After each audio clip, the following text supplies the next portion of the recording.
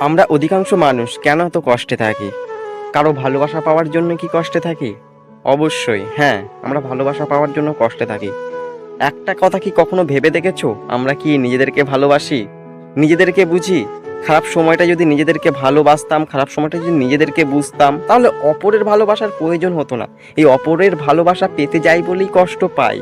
নিজেকে তো ভালোবাসতে পারি না, আমরা কেউই পারি না। যদি পারতাম না, দেখতে খারাপ জিনিসটা বলতে কিচ্ছু থাকতো না। কারণ তুমি সেই জায়গাটা থেকে বেরিয়ে আসতে পারতে, খারাপ পরিস্থিতির মধ্যে থেকে। আর যে নিজেকে ভালোবাসতে পারে, সে দেখবে শত কষ্টের মধ্যে থেকেও, খারাপ পরিস্থিতি থেকেও বেরিয়ে আসতে পারে। আমরা কেন পারি না? অপরের ভালোবাসার অপেক্ষা করি।